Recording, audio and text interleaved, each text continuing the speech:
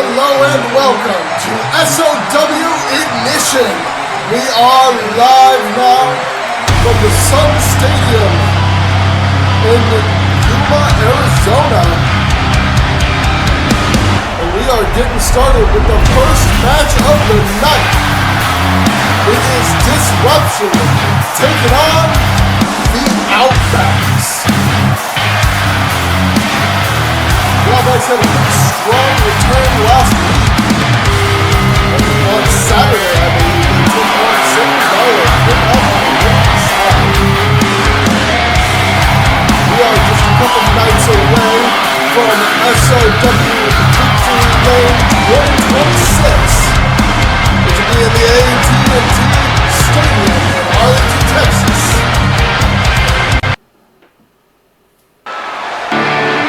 And it will be main evented, of course, by the winner of the final 20 circuit, Nagadome Ali, taking on the current reigning SOW World Heavyweight Champion, Byron Mitchell.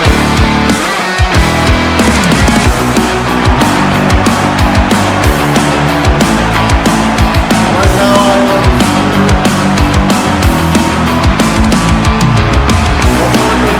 busy. Maybe you're going to come out later. Right now we're going to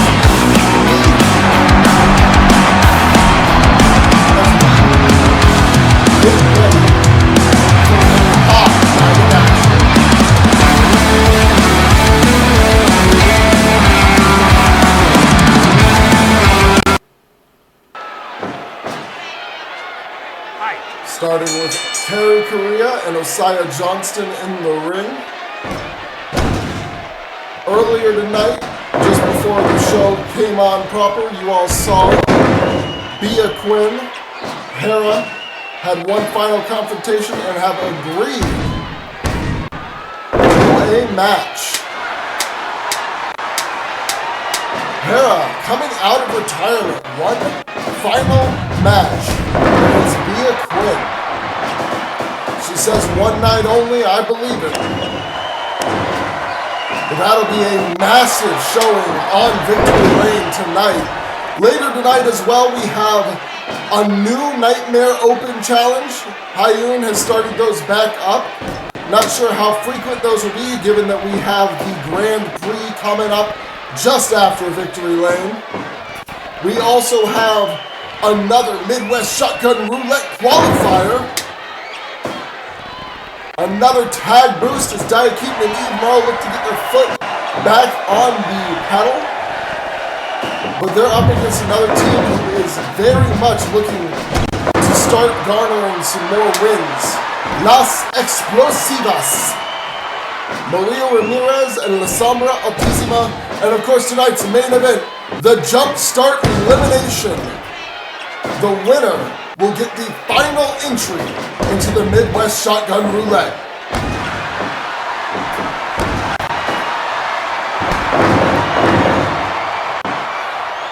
As things stand, the tag division in SOW having one final big match before the pay-per-view.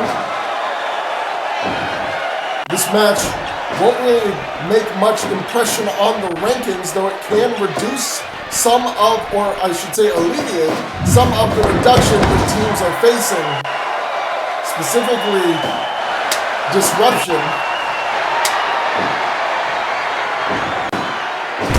However, more than that, on the line here in this matchup is pride.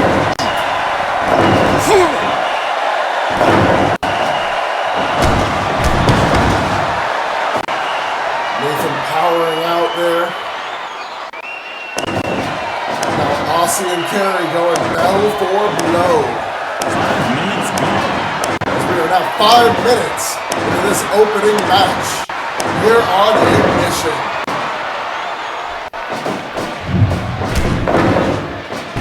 Neither one of these teams has seen a great level of success. Disruption, despite a very strong start, has sort of fallen off to the more experienced teamwork of some of the other teams here in SOW. A lot of these teams have been together for quite some time, and have really gotten to know each other. And a few others are just, I mean, seeming to click with more smoothly than almost anyone I've ever seen in pretty much any division.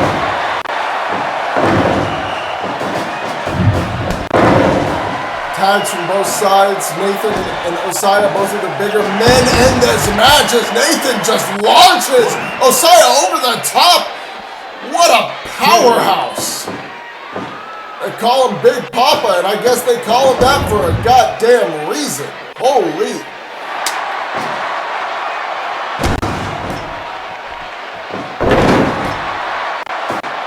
Still able to manhandle Aussie even after using all of that muscle strength to toss Osaya over the top.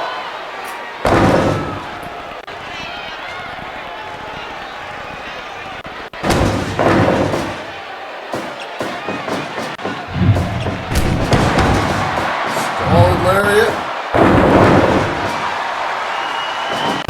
Tosses him to the corner. And now, the arm breaker. Right into an arm bar, bending at the elbow joint, really straining. Forces Carry to tag early in the match.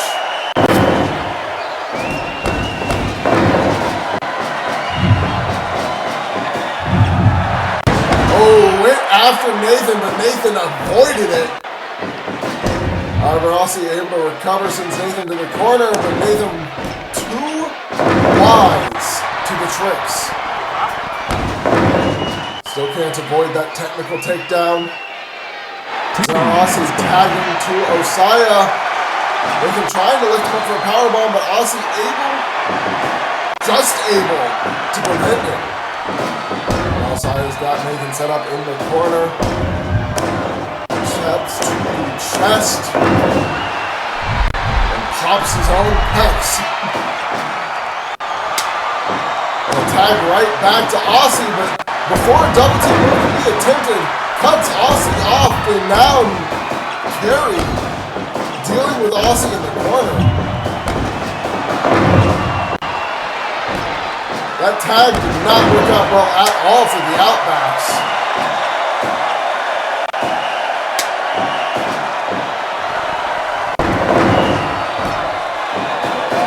Disruption has kind of been on top of the game, and this one sliding elbow goes for the cover.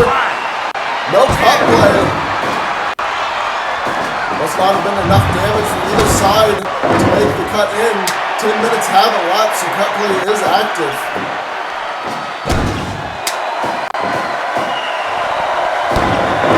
Every time Aussie locks in one of these arm bars, the partner quick to break it up, not letting him inflict damage even if they aren't the legal man. But he's got the bar on. And now Nathan choking Aussie out. Will Aussie go out though? No. He manages to get free. And tags to Osaya once more. And then the big man back in. Aussie sending Nathan to the corner, and Nathan with a reversal, once again staying on top of things here in this match. Back and forth, blow for blow. Swords and knees to the gut. Aussie went for a high kick. Rare from him. But Nathan was able to say, just bring it on. Solid reversal there from Carey. Oh, but a big counter from the big man. Okay, cuts him off and side slam. Tag to Nathan. Rolling elbow.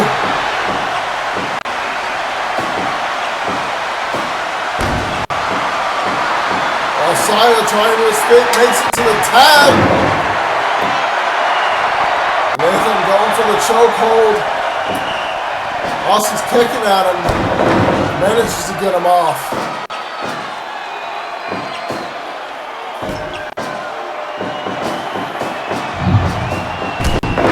the lariat again, but Nathan with the counter has been pretty much had Aussie's number this entire match. Every time it's Aussie and Nathan in the ring, Nathan almost always seems to be in control.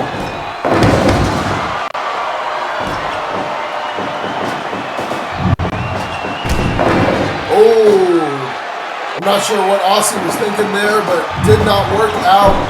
Went for the backspin kick. Nathan blocks it again, sends him in, and sit kick! Cover! That gets the cut play. Break up by Osaya. And a massive enziguri from Osaya. That could turn things in the Outback's favor or not. Or not. Nathan with the tag to carry, and now the bear hug. Oh, really pressuring Osaya, or Aussie here. Drops him down. But Aussie able to recover quickly enough to get the reversal before trying to capitalize. Of course, he does need to tag after all the damage he just faced. And now the first double team move of the match, a double suplex.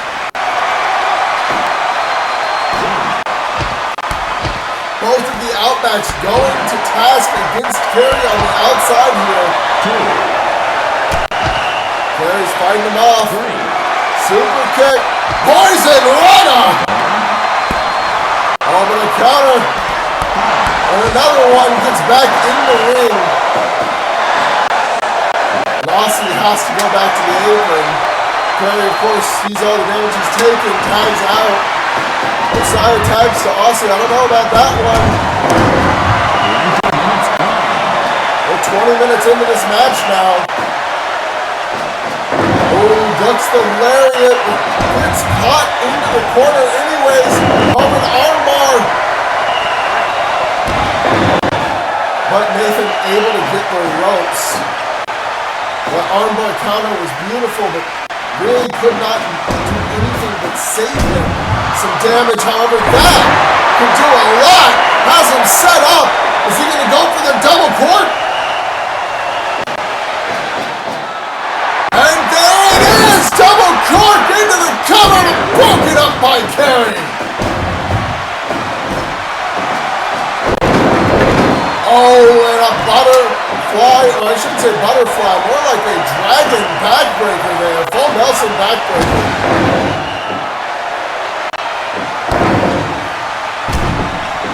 Series of counters from both sides.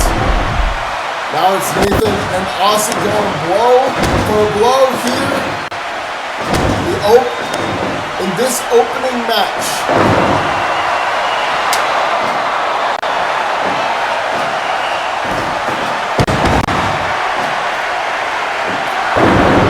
Goes for a moonsault, but Carey's been tagged in. Armbreaker tags to Osaya. Oh, Carey though, quick to catch Aussie with that hammerlock suplex. Tie the neck chainsaw. Oh my God, Nathan was going for something off the top of the side with the powerbomb, cut off by Carey Correa.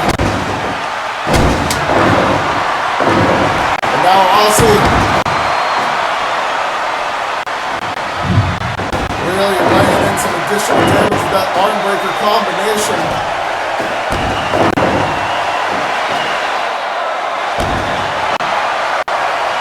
Nathan tags to Carey.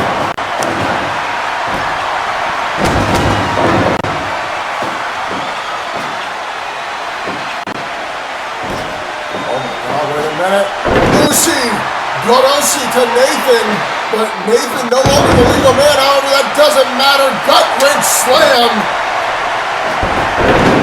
Lariat from Aussie, stomp from Osaya. Carey's having to fight them both off and can't quite do it. Hit with a butterfly backbreaker.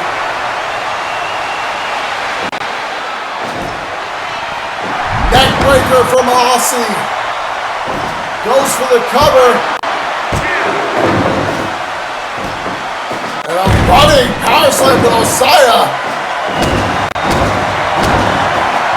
Carried off the ropes, but Osaya dodges. It's Aussie who's the legal man right now. Big lariat goes for the cover again. And then disruption used to up their cut play, which means that was the last cut play for the Outbacks as well. Bulldog from Carey.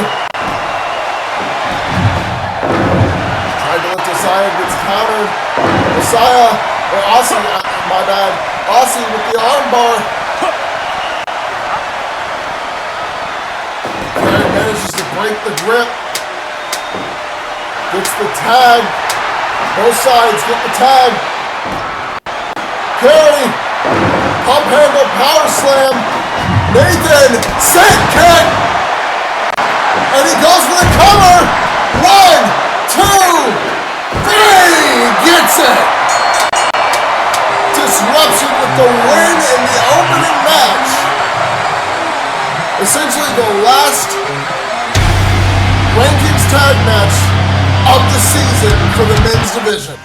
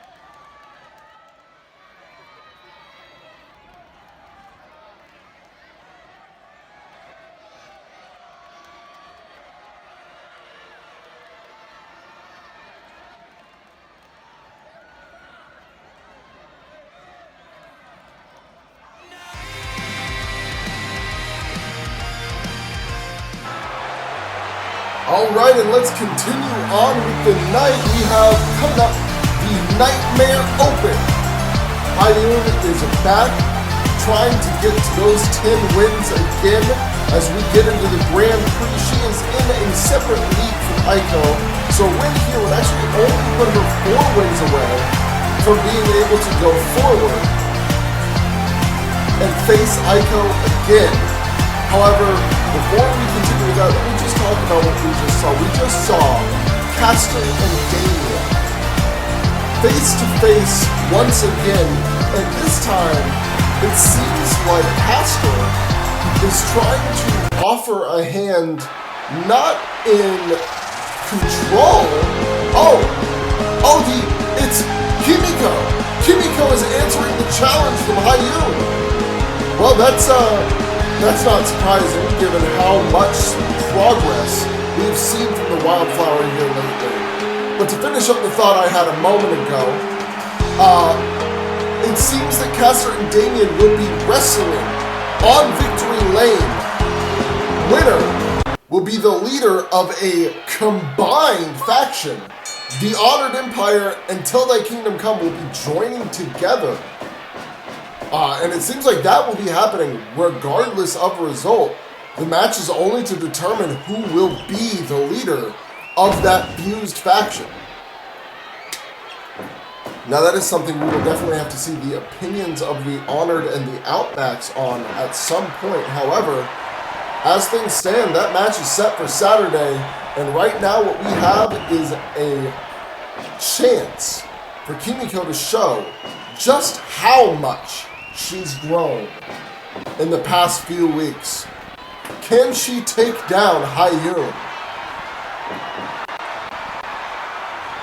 I know that Ha-eun has not had the most impressive of showings against Kimiko's stablemate and leader. However, as it currently stands, Ha-eun is undefeated against Kimiko in any company in singles competition. So for Kimiko, this is an important match, something to really see just how far she's come as we move into the Grand Prix, of which she will also be taking part.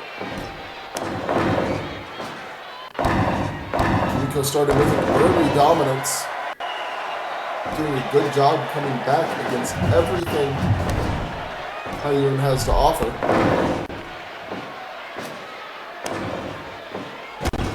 Now they're going blow for blow. Ha-eun with the closed strikes, and Kimiko with the open palm strikes.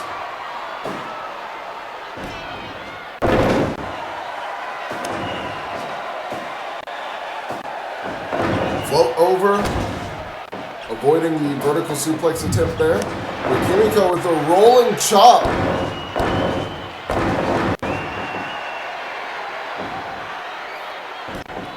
Ooh, lockup. We're already a good bit into this match, and now we're starting some chain wrestling, it looks like. Solid counter from Kimiko. Flips around. Keeps the hold into a neck lock. Continues. Though Ha-eun tried to roll out, but got caught in a front headlock. Where she managed to take down a knee drop to the leg. We are now 5 minutes into this match. Front neck lock again. Hold into a snapmare, into a sleeper on the ground. Ha-eun breaks the grip. Nice enziguri step-up style from Kimiko. And another one. Ha-eun tried to catch the leg this time, but Kimiko was quick to execute the enziguri and a stepping shote, really inflicting a huge amount of damage and maintaining a strong control in this matchup so far. Ha-eun looking for a rolling chop of her own, but Kimiko avoids it, and oh, the Peach Thunder in the corner. Clap to the ears, sends Kimiko to the other side, and now a vertical right into the turnbuckle. Just as Kimiko is looking to have full control of the match, Ha-eun has completely reversed the momentum, taking it back in full here. She sets Kimiko up top. Kimiko reverses, but oh, Ha-eun avoiding the drop kick.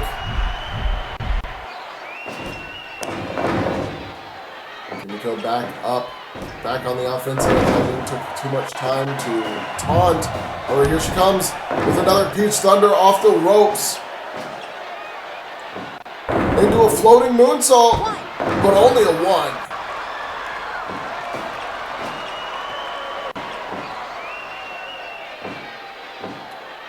Body slam from Kimiko. Ha-eun gets right back up. Snap suplex.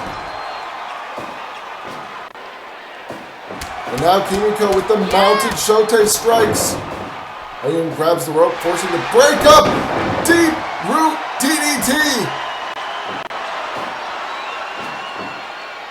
Into the cover, but no! I said deep root. That was seed sowing DDT.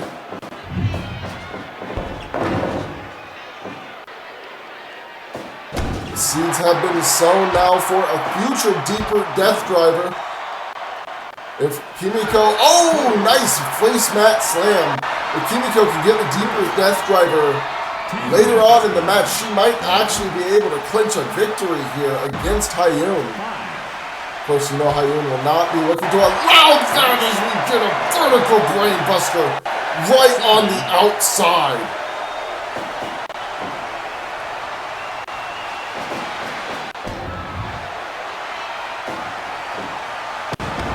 Slam, scariest moonsault ever into the 3 or into the cover, going for the 3, but not quite as Kimiko manages to kick out.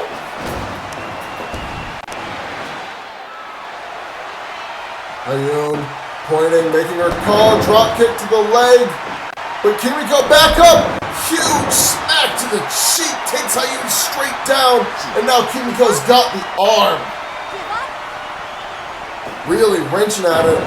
Ha-eun forces her way free, but Kimiko with a smack sends her into the ropes. Goes for the drop kick. Ha-eun able to dodge, picks Kimiko up, and another vertical brain buster.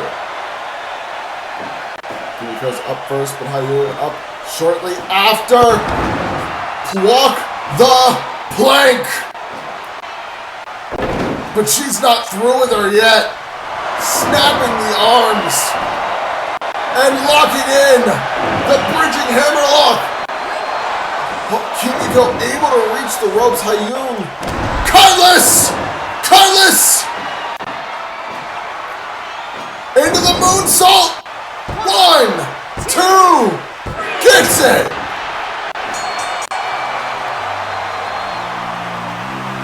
It was a good effort by Kimiko, but Ha-eun was able to swing the momentum almost completely in her favor 2 times in that match.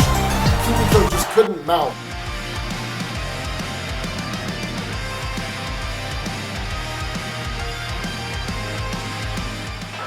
And next up we have the final Midwest Shotgun Roulette Qualifier. The winner of this match is going to get a shot at the National Heavyweight Championship at Victory Lane.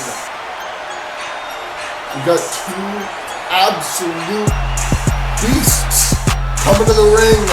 First up, it is Unbounded Wukon. To be potentially his 3rd opportunity at the National Heavyweight Championship. He has not claimed it yet. However, this could be his time. But first he's gonna have to get through his opponent. A man who claims to be the whole damn army. It is Dakari, Oyet. These two have built up a bit of a, I don't want to necessarily say rivalry. They haven't been going head-to-head too often, but animosity for one another throughout their time ever since Wukon came to the aid of Elijah Lee.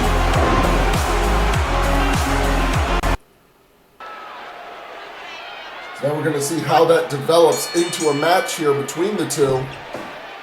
I don't expect a long time, but I expect an explosive battle. Back elbow, goes for a takedown, tosses him right into the turnbuckle. But Wukon able to cut off the attempt for the run into the corner.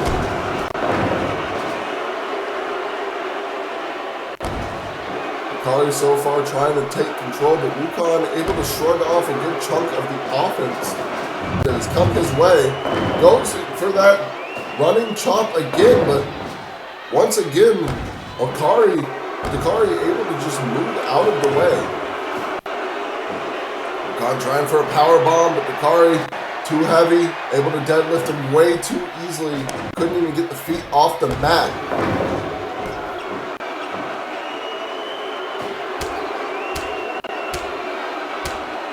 Rounded punches. Come back up, sends Dakari to the ropes, and once again, this time a cross body attempt. Dakari ducks under it. Coming off the ropes has not been working very well for Wukon so far in this match. Dakari now sending Wukon to the ropes. Shoulder tackle. And more grounded punches. This time the ref comes for the count, but only gets to a 1 before Wukon breaks free. Body slam down, sends Dakari to the corner. It's Wukon running the corner. Splash. And another one. Is he going for 3? He is! Lands the third. Hits an elbow, sends him into the other turnbuckle. And a spine buster! Wukon with an explosive series of moves there. Can he take the momentum back to his side? Charging down Dakari despite getting tossed into the ropes. And now they're going back and forth. Uppercuts versus chops.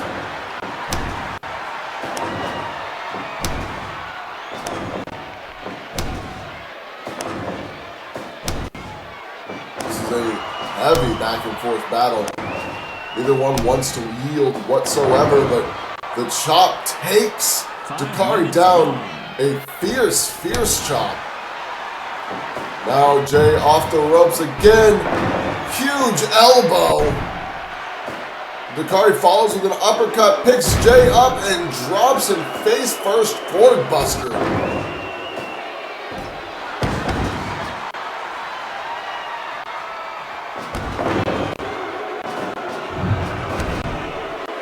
Going for that chop. Oh, rolling back elbow.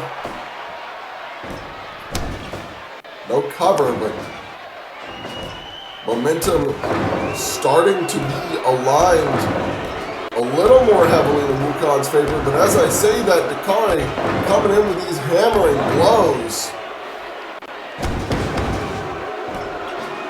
Really just laying in the damage, the beating on Wukon. Body slam, and right back to the grounded punches.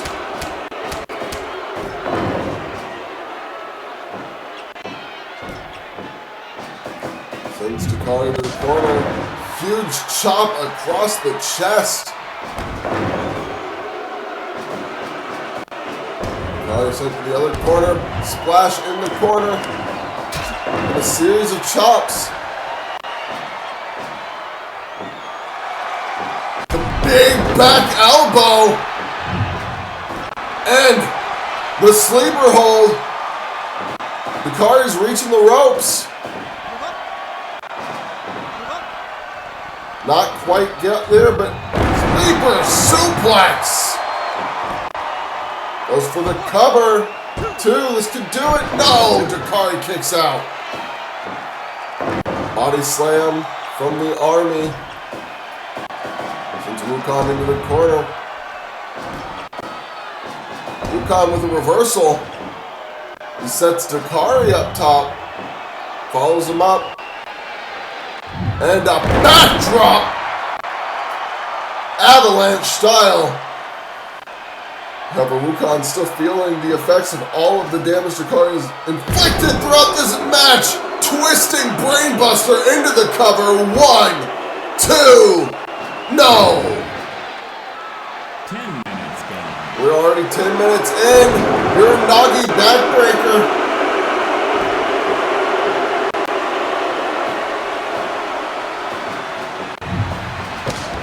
There's that running cross chop, or I should say counter cross chop. Oh my god, pop-up powerbomb! Pop-up powerbomb, that could do it, but he's not covering. Not going for the cover. Might be a mistake. Jay Wukon rolls through. K-bomb, 1, 2, 3, got it.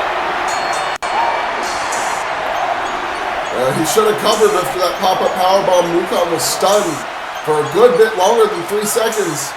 And we gave him too much time to recover. And now it's Wukon.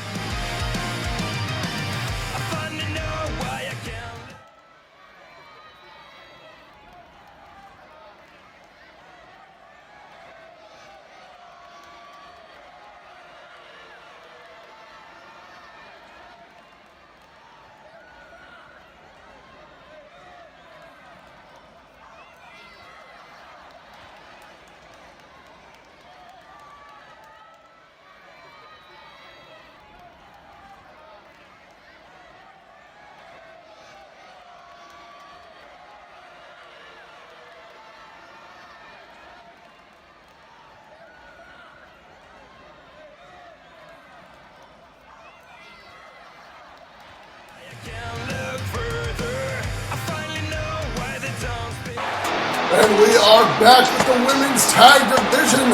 This is one of the final tag boost matches that we're going to have before the end of Season 2. Eve Moreau and Dia Keaton coming out first, and they are in need of a win here if they want to have some momentum going into Season 3 of SOW. Of course, the tag division will go on a short hiatus of sorts once Season 3 begins, because we'll be moving directly into the Winter Grand Prix, the biggest tournament of the women's division. One of our two biggest tournaments of the year. We've already four biggest tournaments of the year to include the World Tag 500 as well. Although I think most people would agree, the Grand Prix is where all of the greatest matches can be seen. Right now we're seeing the opponents. They have dubbed themselves Las Explosivas. It is the team of Maria Ramirez and La Sombra Altísima.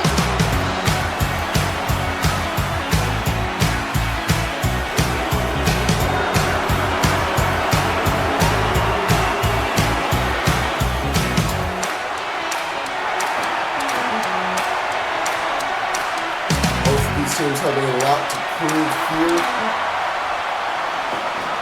Las Explosivas on just a single win.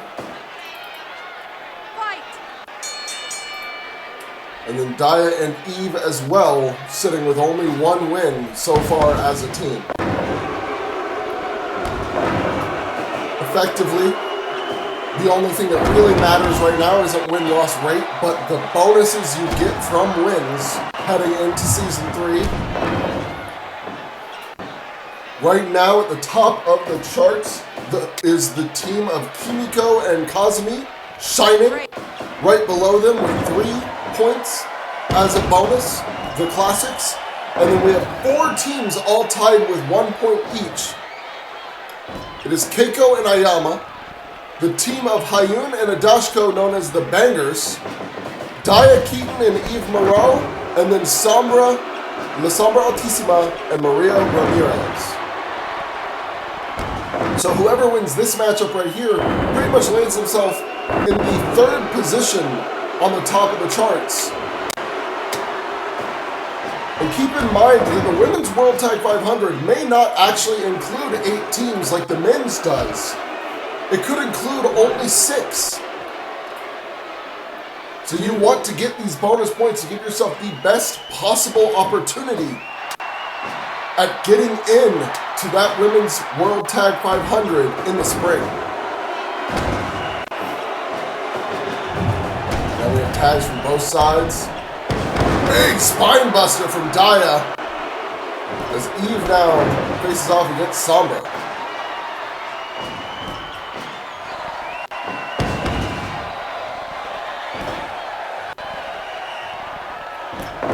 Scissors from Eve. Sombra breaks free.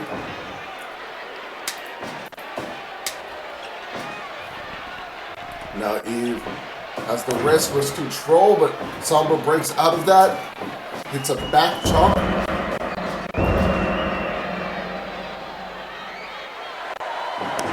And puts it, I was going to say a big chop to the chest, but immediately Sombra responding with a massive uppercut.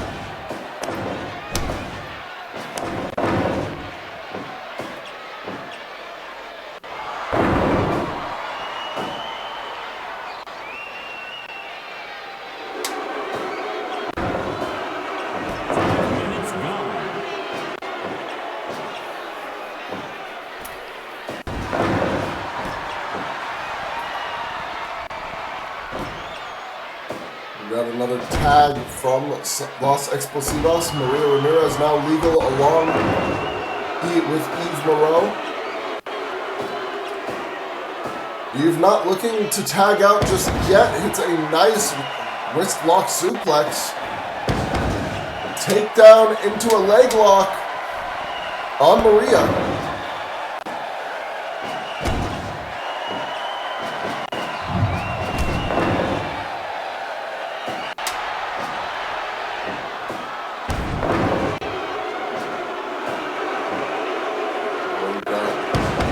Nice face slam there.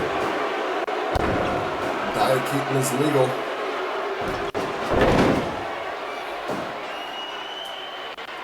Now, it's pretty clear to decide who is the weaker link on the Dia Keaton-Eve Moreau team, despite Eve being a very, very strong combatant. She hasn't seen a whole lot of success as compared to her partner, Dia Keaton, here in SOW. So if you're the Los Explosivos, you know which of the two you'd rather see in the ring for longer, and it is not Queen Chaos. However, for Dia and Eve, there really isn't a clear-cut weaker link on the Los Explosivos side.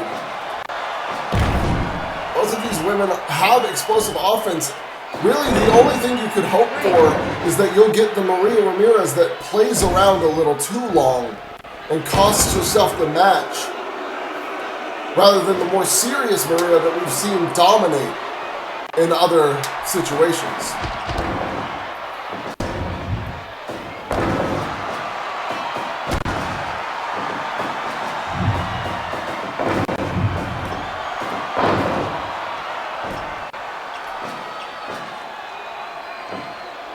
Getting a wrap up.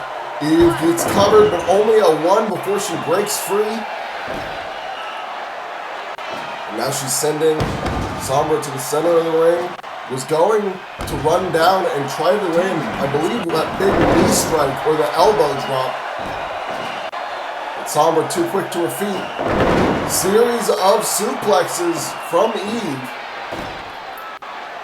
Now Sombra dragging Eve into their corner. Picks her up, drops her back down, stomp to the chest, knee drop. And a backbreaker in response from Eve. Followed by an Inzui lariat. Goes for the cover, cut play not in place yet, gets a 2, but Sombra kicks out. Lifts Eve up into a front headlock. And so far, Eve has maintained the dominance here against Sombra, and I think they've picked their target. But Sombra now fighting out. I believe that break that she got from Eve going for that tag might have been enough to give her the energy she needed to fight back. However, it was clear that it was only enough to fight back. Fell right down to the mat, arms got weak, and Dia has essentially given her the opening to tag here. Interesting strategy. Maybe it's more so Dia wants revenge on Maria, so she let Sombra tag to Maria. They still have some bad blood between the two of them. After Maria potentially cost Dia the Women's World Championship in Season 1. Headlock takeover, jumping stomp. Headlock takeover, and Maria rolls out of the ring. Dia goes following Maria, immediately rolls back in, playing some mind games, and then picks Dia up with a neck-hanging choke.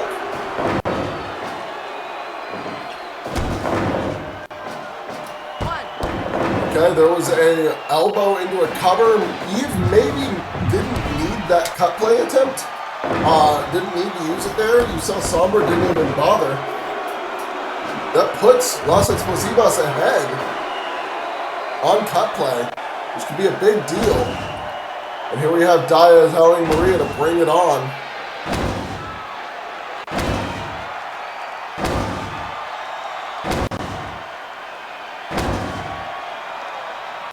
Maria able to do so, but Dia right back up, and Maria's now tired herself out. Dia made the tag. That was actually, maybe that was the plan, was to force Maria to work herself out with those punches. Huge lariat from Eve as she lines Maria up. Oh, but Maria avoids the running lariat. TKO. Unfortunately, Maria no longer the legal opponent. I think Eve could have clinched it there if that running lariat had landed, but Maria was able to avoid it and get the tag.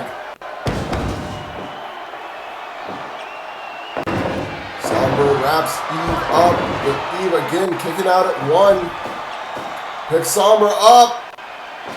Power bomb, but Sombra kicks out instantly. Big lariat. Eve off the ropes. Running lariat. Folds her in half. Goes for the cover, but it's in the wrong corner.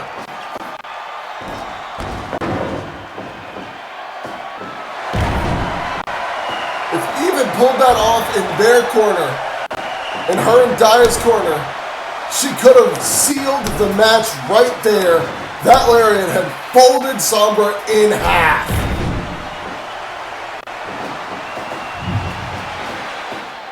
Oh, Sombra ducking up or sliding under, manages to get the tag. And now Maria, bloody cross, goes for the cover. And Sombra was forced back to the outside and couldn't come back in. If she had come back in, that actually could have sealed the match for Los Explosivos.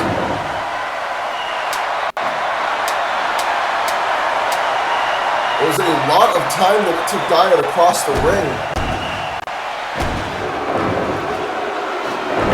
Perhaps Los Explosivos are still not quite fully aligned one-on-one. They're more working together out of convenience than appreciation for one another. And Maria grabs a chair, sets it up in the corner, and immediately gets dropped onto it. Arm breaker from Daya. Daya's back up. Snap suplex.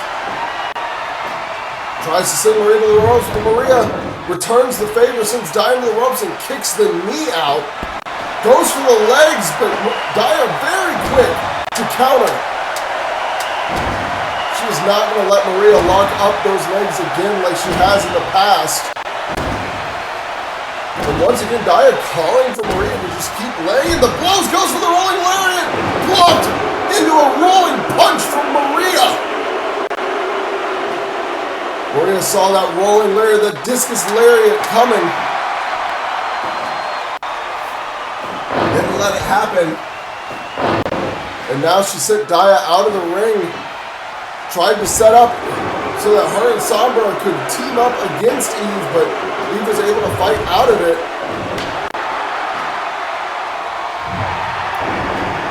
However, Sombra is in control here. Wraps Eve up. Daya able to get that one broken up. Super kick! And two sides of the teams, one person from each team being slammed down, and the other one being pounded against with the fists. Neck breaker from Eve, and back into the ground and pound. Eve showing a lot of frustration in this match. Shining face buster. Off the ropes. Head scissors into a DDT. Wait a minute! Muscle Buster! God's last gift! No! Once again, Sombra choosing not to break up or interfere in any way, staying on the apron. I don't know if Los Explosivos have actually used cut play at all. And there's the rolling wheel senton into the cover. And that's it. Yeah, Explosivos didn't actually use up much, if any, of their cut play, whereas Daya and Eve actually ended up using all of it. Weren't able to break up that final cover attempt. Eve is, of course, being...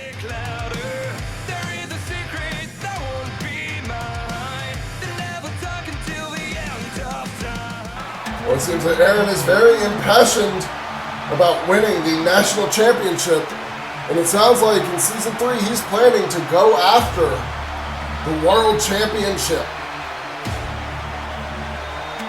Of course, before he can get to Byron in any way, Byron is going to have to get through the Red Dragon. at Victory Lane. Ali is a man who has already established a huge legacy here in SOW in Season 2. You can almost call Season 2 the Season of the Dragon, were it not for the efforts of Ryan Richardson and his successes at World Record,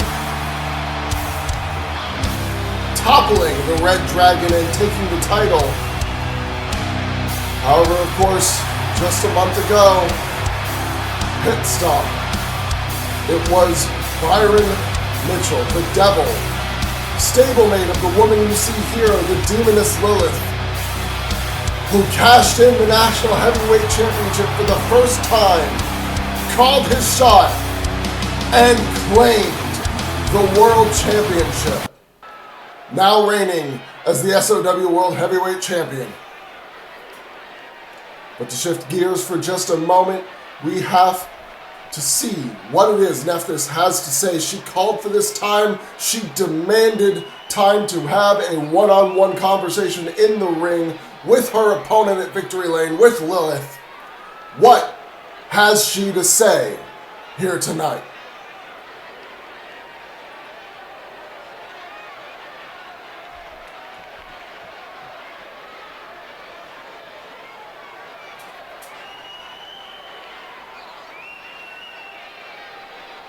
Oh yeah, I mean, obviously we don't. There's some oddballs here in SOW. Some people who are a little unhinged, a little odd, feel like they could be mystical, but oh, okay. So this is pretty much a bit of what I don't really want to say come to expect, but this is what we've been seeing from Nephthys up until this point. Ever since that attitude change started, she's gotten. It's really hard for me to put together how I feel about it. And it sounds like Lilith isn't interested at all in Nephthys' bravado here.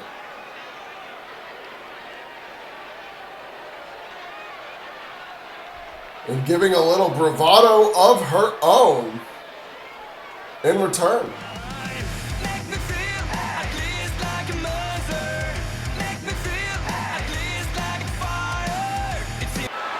And now it is main event time here on SOW Ignition.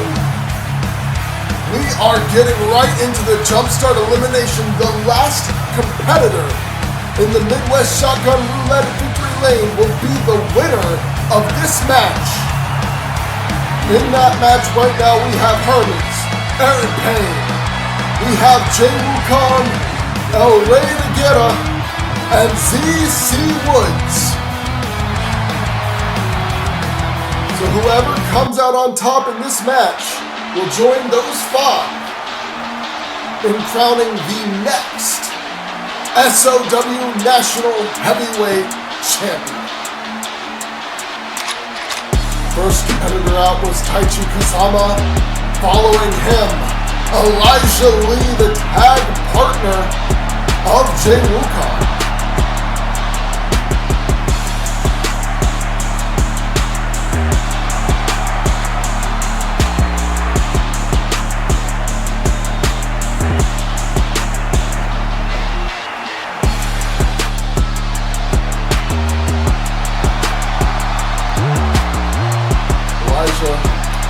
This would be his first opportunity at the National Championship, should he win this match.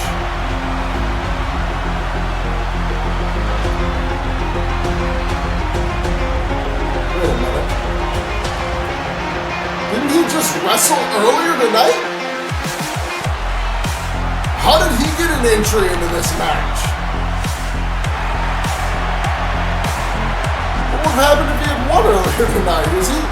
Did he force his way in after the loss to Wukon? Well, it seems like pulling double duty would be Dakari Oyet. Making his second attempt at getting in to the Midwest Shotgun Roulette. And the fourth entrant.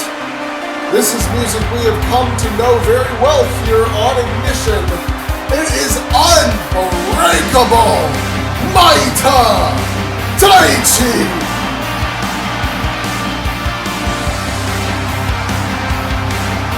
Got the WWSL Intercontinental Heavyweight Championship around his waist. Still the Intercontinental Champion over in JPW in what is turning to be historic 366-day reign. If he continues to hold this belt around his waist, he will be up there with some of the greats from JPW's history.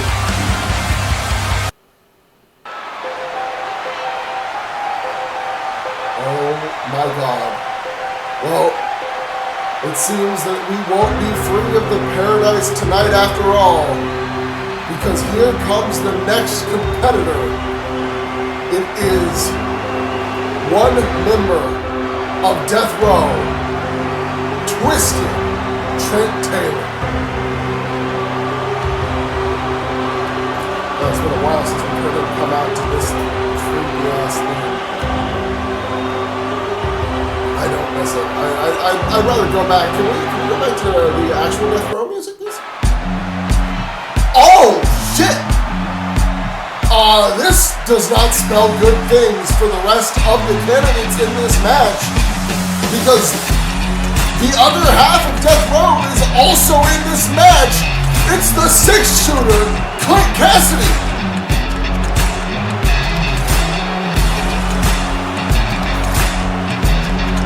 This leans itself very heavily towards a paradise win if either of these two men can make it into the Midwest Shotgun Roulette. Hermes and one other member of the Paradise will have the advantage throughout the whole of the Shotgun Roulette. And of course, immediately, Trent going right for Maita.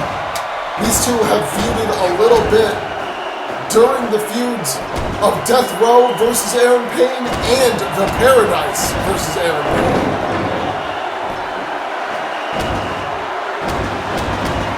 Maita Daichi has, of course, been at Aaron's side pretty much his entire feud with these men. And unsurprisingly, Dakari, Oyet, and Elijah Lee also quickly going at it. Former tag partners, former members of the faction known as Death Row. However, Dakari broke that team up when he felt that Elijah was no longer going to be a team player.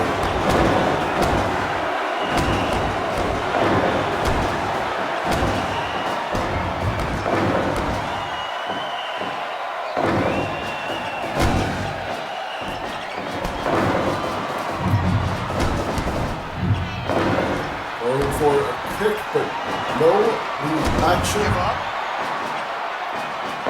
The action in the ring is going to be very chaotic.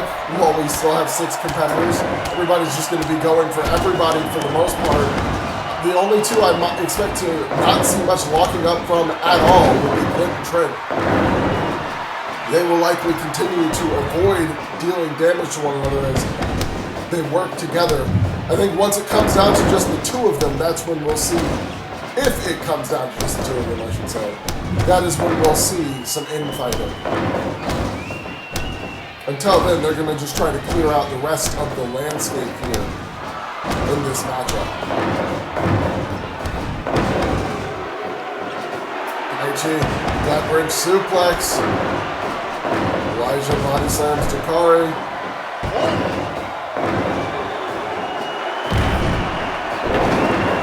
Because Elijah also would have some issues with Death Row.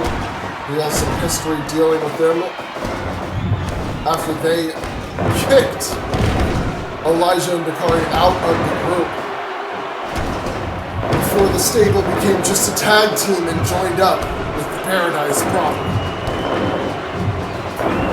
Dakari similarly would have the same issues as Elijah. 5 minutes gone. A lot of bad blood in this match.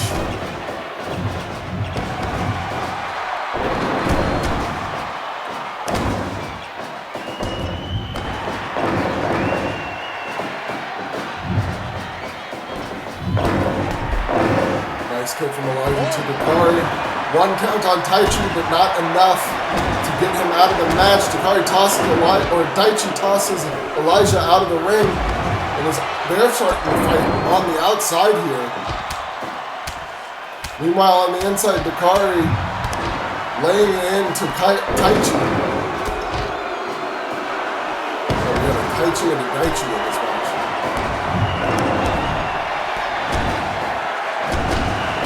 Taichi fighting back.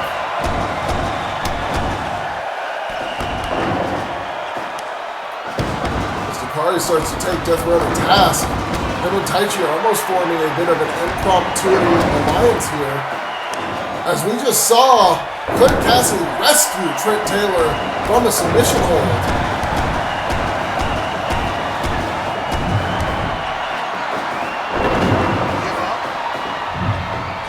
And again, it's clear that the teamwork of Death Row is very much on point here.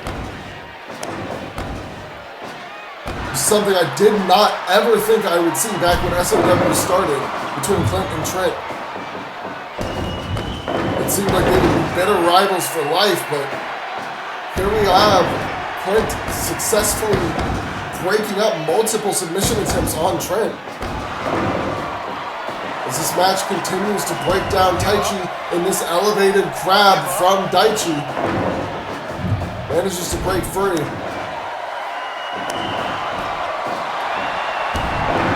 Shoulder tackle from Dakari to Clint. Clint right back up, laying in the uppercut. Dakari was going for a vertical or board buster potentially. Clint was able to avoid it, but couldn't avoid that back elbow.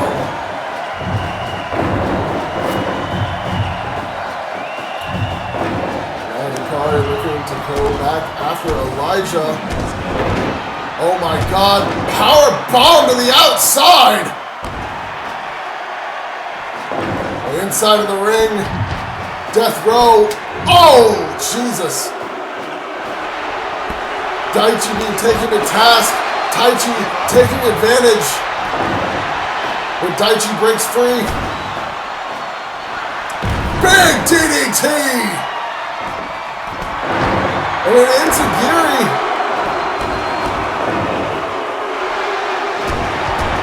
As Taichi continues to fight against Daichi.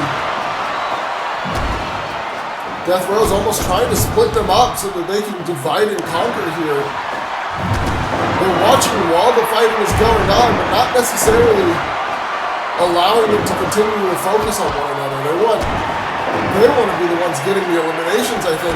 Keep in mind, the Jump Start Elimination does still have the usual rules. You get a half point for every elimination you earn, and a full point. Oh my God! Oh my God! Massive jumping powerbomb, and Elijah Lee kicks out. You get a full point if you win the match. Double stomp to the stomach. That was the Skynet fall. Goes for the cover too. Almost. Pop up powerbomb.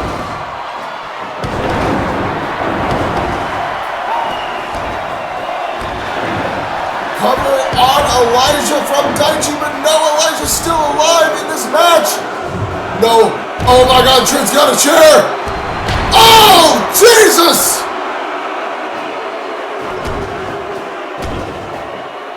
And we've got a set of covers, but no pinfalls on either.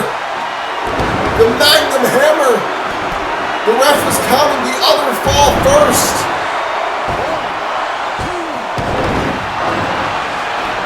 It gave Daichi just enough time to kick out. Spine buster. And now, unbreakable, but no!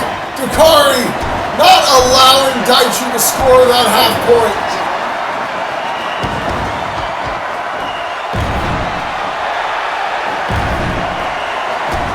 Cover on Clint, and again, no. Still no eliminations so far in this jump start.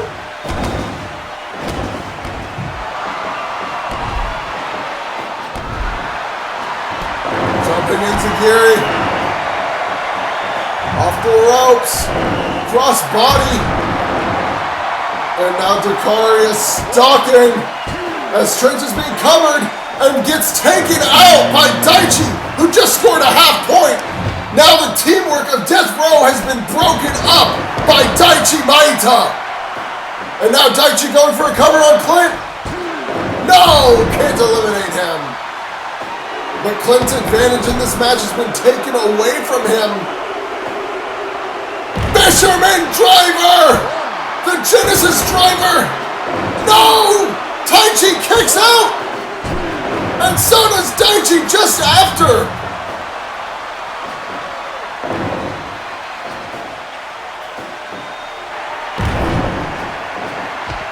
Weird combination from Daichi and Clint clearly realizing that he's no longer in an easy position. He's got to take what he can get in this match from here on out.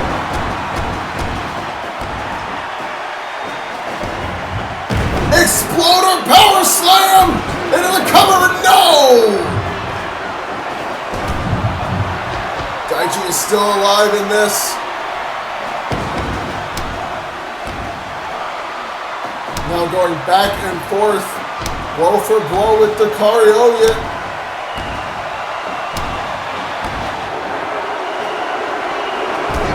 Big lariat from Dakari, who's looking a little tired.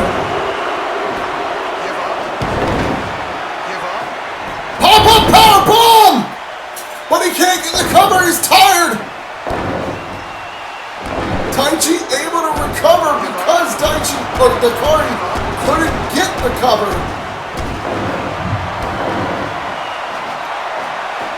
Gourd Buster drops him down, continuing to recover as much as he can here.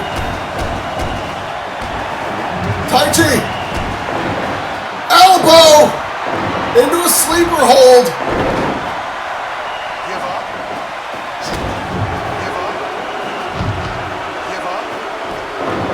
Wait a minute! Genesis driver to Daichi Maita! 2! No! Daichi kicks out! Cover from Dakari! And that's it for Taichi. Good effort, but not quite enough to survive the Jump Start Elimination.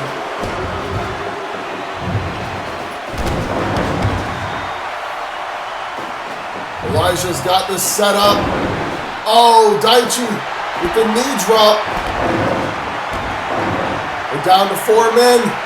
Elijah with the T-800. But Daichi recovers. Insui lariat goes for the cover. 1, 2, 3.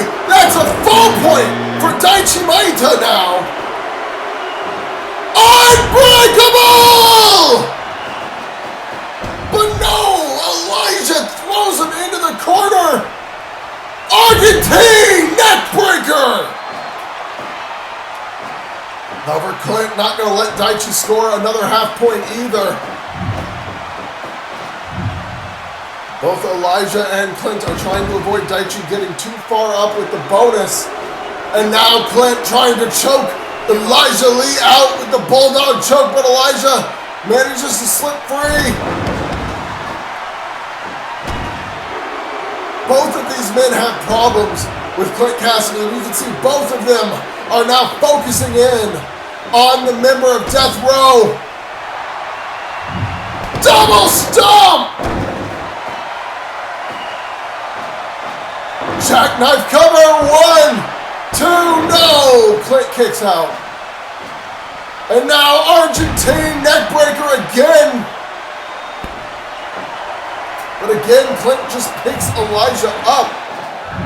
Elijah Lee, power bomb into the cover. 1, 2, no! Oh my God! Oh my God! Unbreakable! 2.0! But no! Again, Elijah prevents him from scoring that half point.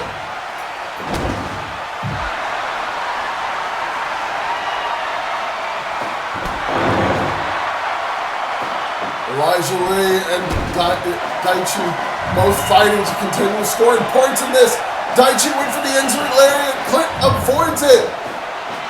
Genesis driver, 1, 2, 3. Half point for Elijah Lee. Now it's down to 2. Elijah has managed to take out one half of Death Row. Daichi took out the other half. The winner here scores a full 1.5 points. T800! But Daichi's back up!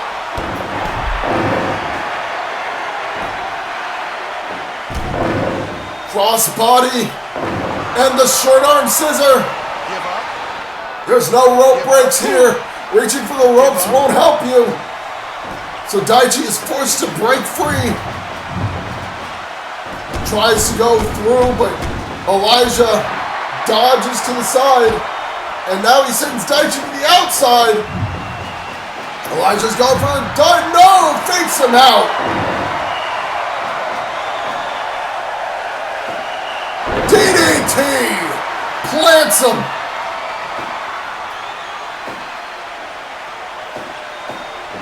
Daichi sends Elijah to the corner.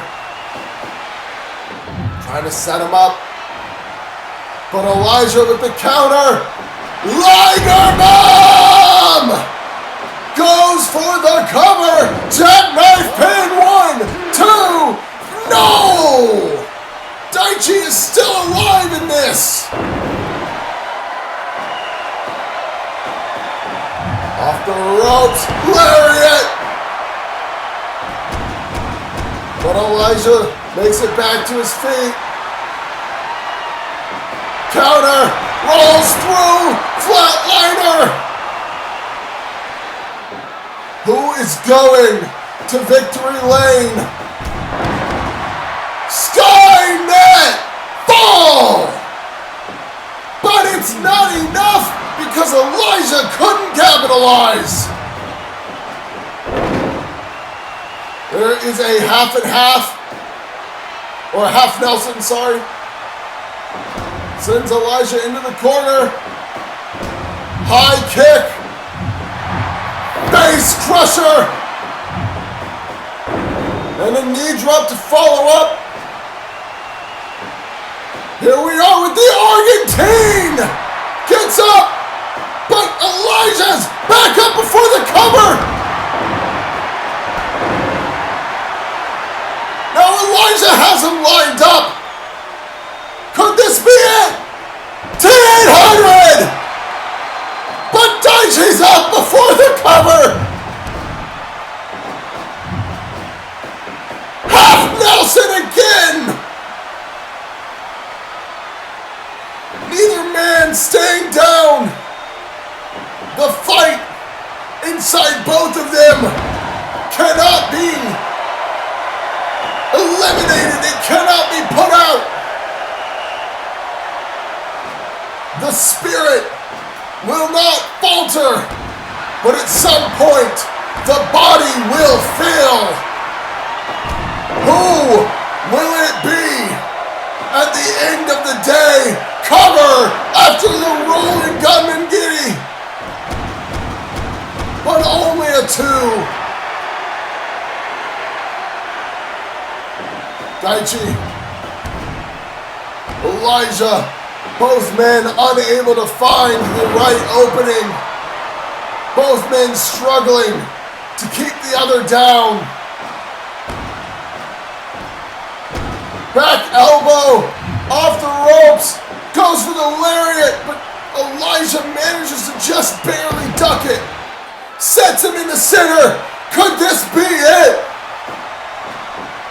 T800! But can't capitalize! Elevated crab! Will he tap? Give up.